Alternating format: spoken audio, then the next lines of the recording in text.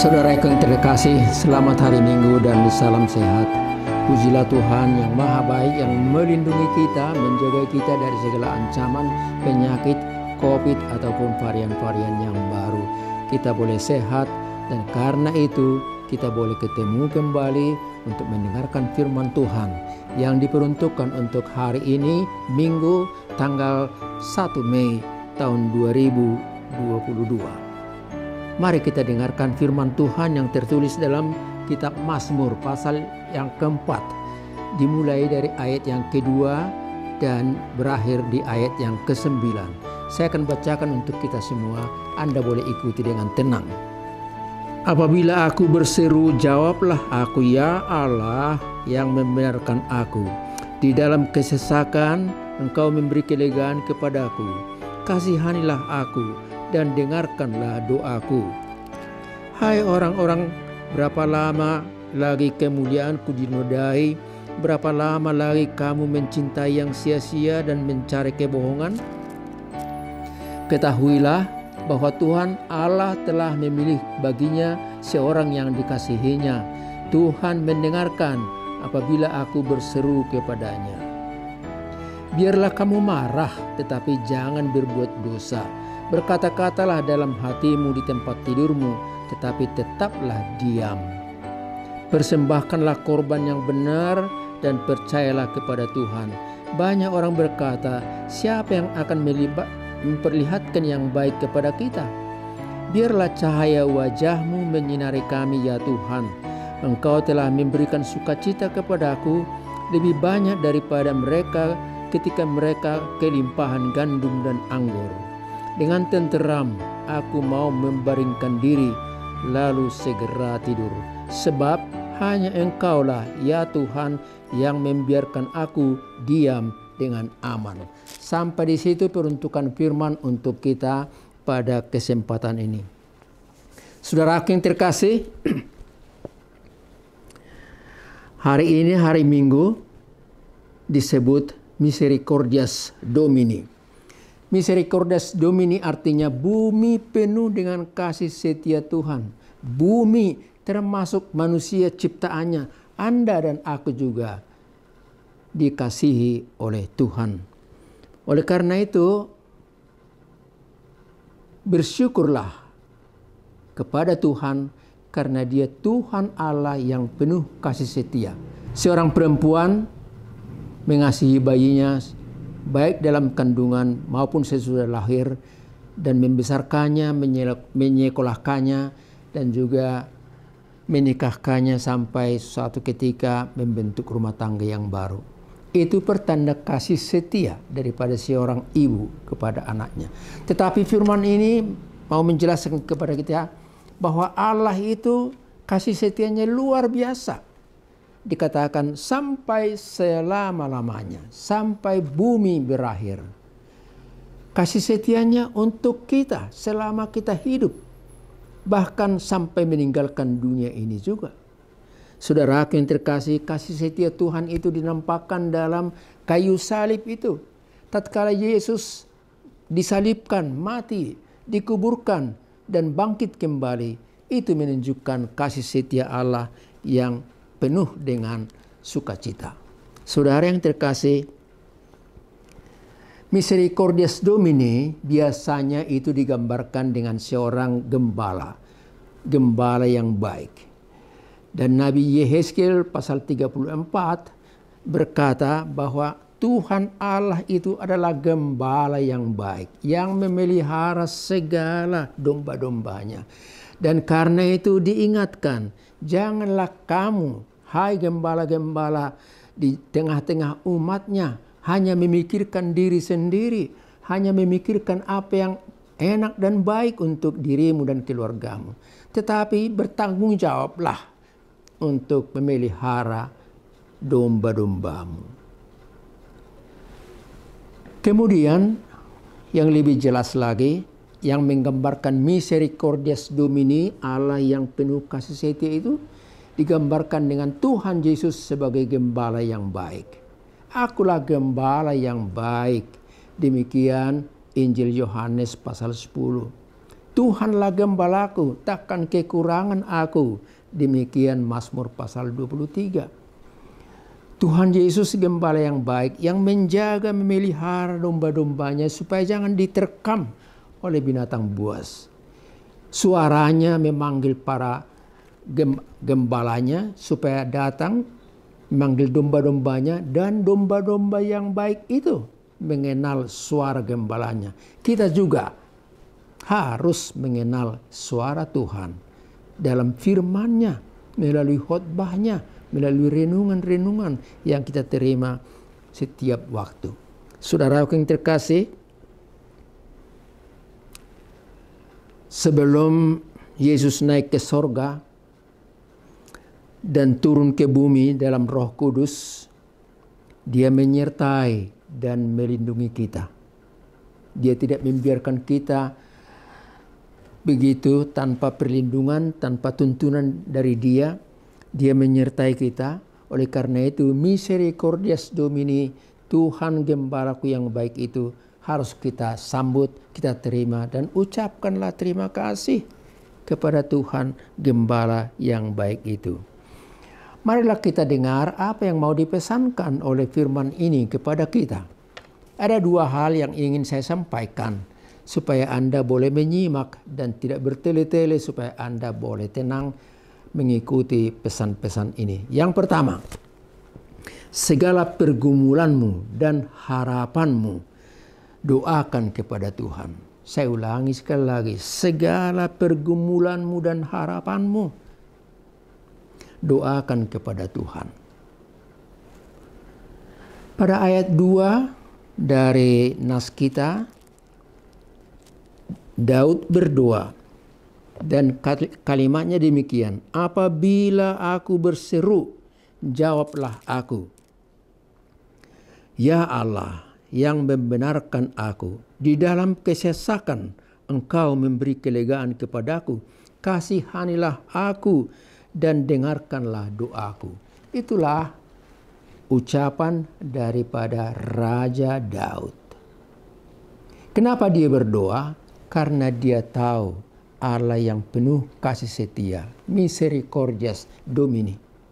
Dia berdoa kepada Tuhan, dan itu juga mengajak kita untuk berdoa kepada Allah Bapa di sorga. Karena apa? Karena Dialah pelindung kita, pencipta kita, dan yang memelihara hidup kita. Oleh karena itu, janganlah berdoa kepada nenek moyang, atau pada dewa di gunung, atau di danau, atau di laut. Janganlah berdoa, janganlah alamatkan isi hatimu kepada mereka. Tapi berdoalah kepada Tuhan Allah yang Maha Pencipta itu. Doa itu harus keluar dari hati yang tulus, ikhlas.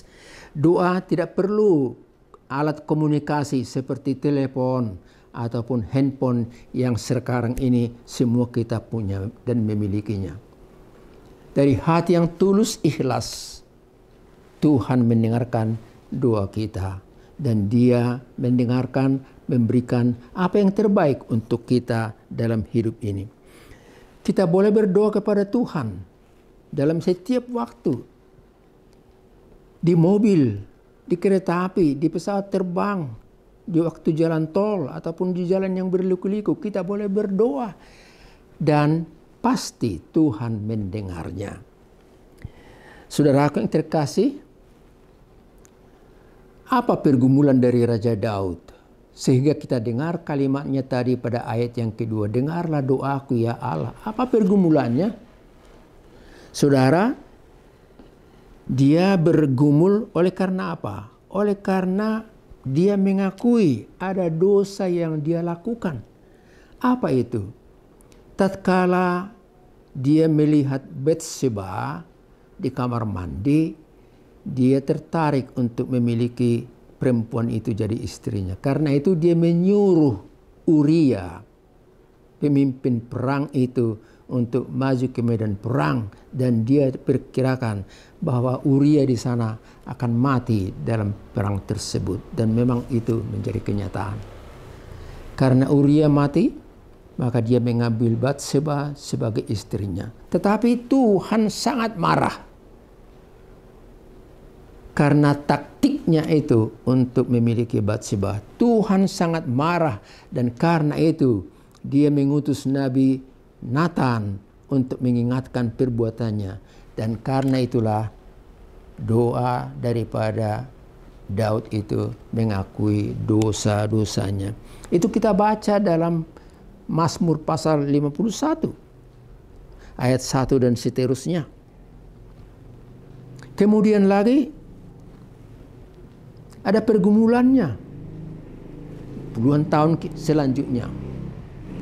Kenapa? Karena anaknya Absalom mau kudeta, mau mengambil alih kerajaan itu, sehingga ayahnya Raja Daud harus meninggalkan istana dan pergi bersama dengan rombongannya ke kota Mahanaim. Di sana dia tinggal untuk menyelamatkan dirinya. Dia berdoa, dia bergumul, dan dia merasa sesak. Karena itu dia katakan, aku berdoa padamu Tuhan, lepaskanlah aku dari segala kesesatanku. Dia berdoa untuk Tuhan. Dan ternyata perang saudara, pengikut daripada Absalom berperang dengan pengikut daripada Raja Daud. 20.000 orang yang mati.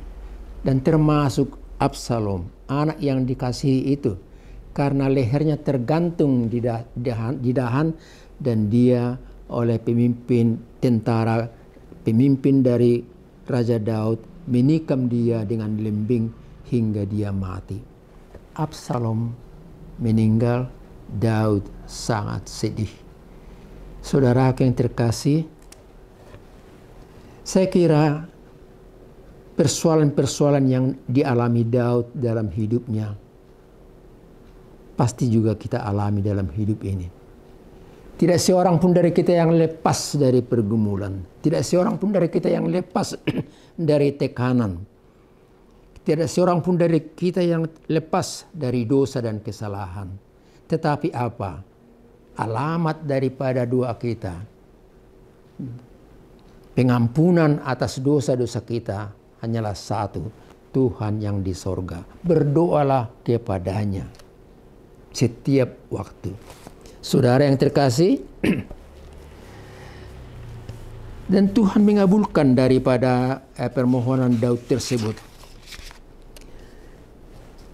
Kemudian Raja Daud membentuk kerajaan pemerintahan yang seterusnya, dan dia boleh dengan tenang melaksanakan tugas-tugasnya.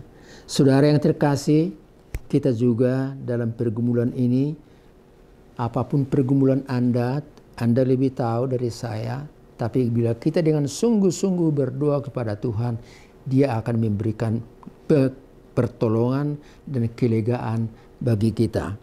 Pesan kedua dari khotbah ini berbunyi demikian: berikanlah persembahan dan ucapan syukurmu kepada Tuhan. Saya ulangi sekali lagi, berikanlah persembahan dan ucapan syukurmu kepada Tuhan. Pada ayat yang ke-6, Daud berkata demikian: persembahkanlah kurban yang benar dan percayalah kepada Tuhan. Persembahkanlah kurban yang benar dan percayalah kepada Tuhan. Memberikan ucapan syukur dan korban persembahan kepada Tuhan itu karena pengalaman, itu karena pengakuan dari Daud akan apa yang telah dilakukan Tuhan sebelumnya. Karena Tuhan berbuat, maka Daud melakukan sesuatu.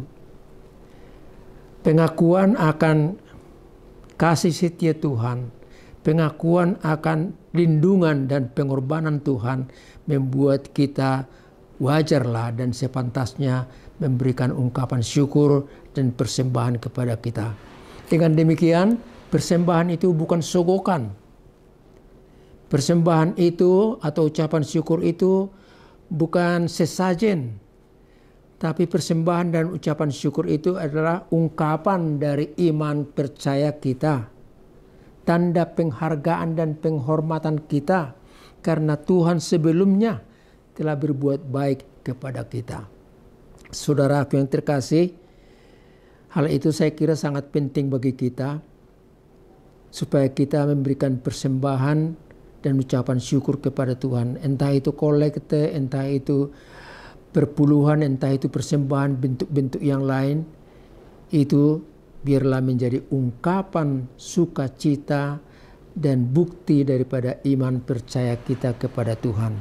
Kita memberi bukan supaya diberi, tapi kita memberi karena kita telah menerima apa yang telah Tuhan berikan kepada kita. Tuhan itu penuh kasih setia, misericordias Domini, penuh kasih setia. Itulah juga yang sering kita dengar dalam satu lagu yang berbunyi demikian. Setiamu Tuhanku tiada bertara, di kala suka di saat gelap, kasih-Mu Allahku tidak berubah, Kaulah pelindung abadi tetap. Setiamu Tuhanku mengharu hatiku, setiap pagi bertambah jelas, yang kuperlukan tetap Kau berikan, sehingga aku pun puas lelas. Saudara, dalam ayat yang ke-7, Daud berkata demikian, biarlah cahaya wajah-Mu menyinari kami ya Tuhan, supaya aku boleh tidur dengan tenteram dan membaringkan diri dengan segera di hadapan Tuhan. Tuhan menyinari perjalanan hidup Daud. Dan itu juga berlaku untuk kita saat ini, sekarang ini. Tuhan menyinari kita dengan wajahnya dan menuntun kita menjalani kehidupan ini. Saya ajak supaya Anda ikut kebaktian hari Minggu. Kenapa? Karena dalam kebaktian hari Minggu itu, di penghujung kebaktian itu, Tuhan selalu memberkati kita. Dan itu menghantar kita untuk memasuki kehidupan sehari-hari. Berkat dari Aaron itu kita temui dalam kitab Bilangan pasal 6 ayat 24 sampai 26. Berkat itu berbunyi demikian. Tuhan memberkati engkau dan melindungi engkau. Tuhan menyinari engkau dengan wajahnya dan memberi engkau kasih setia. Tuhan menghadapkan wajahnya kepadamu dan memberi engkau damai sejahtera. Apa ada lagi yang lebih indah dari situ? Tidak ada. Kalau Tuhan menyinari kita dalam perjalanan hidup ini, siang dan malam, kalau Tuhan menyertai kita dalam perjalanan hidup ini, dalam pekerjaan kita, apapun yang kita kerjakan, maka kita boleh berhasil dan bersukacita. Tuhan menyertai Anda, menyertai kita sekalian, menyertai aku juga. Semoga renungan ini memberikan sukacita bagi kita. Tuhan memberkati. Kita ketemu lagi minggu depan. Dan biarlah Tuhan melindungi kita semua, supaya kita boleh lagi dalam keadaan sehat dan sukacita mendengarkan sabdanya. Amin. Kita berdoa. Terima kasih Allah Bapa di sorga atas firman-Mu yang barusan kami dengar. Engkau sungguh amat baik Tuhan untuk dunia ini, bumi ini, dan untuk kami sendiri juga hari lepas hari. Engkau sungguh amat baik memberikan kami apa yang kami butuhkan dan kami perlukan. Engkau sungguh amat baik yang menjagai dan memelihara serta memberkati kami hari lepas hari. Berkatilah kami semua, anak-anak, cucu kami dimanapun mereka berada, sahabat-sahabat kami berkatilah juga. Ya Tuhan, biarlah COVID-19 ini maupun variannya yang baru menjauh dari bumi Indonesia dan dari dunia ini. Kami boleh dengan tenang bekerja, kami boleh dengan sukacita dan percaya diri bergaul, berteman, beribadah dengan saudara-saudara kami seiman. Berkatilah juga pemerintahan kami, berkatilah juga gerejamu, berkatilah juga hamba-hambamu yang bekerja dengan tulus dan ikhlas dan baik di hadapan Tuhan. Anugerah dari Tuhan kita Yesus Kristus, kasih setia Allah Bapa, serta persekutuan dari Roh Kudus bersama dengan saudara-saudara sekalian. Amin. Setiamu Tuhanku tiada bertara, dikala suka di saat gelap, kasih-Mu Allahku tidak berubah. Kaulah pelindung abadi tetap.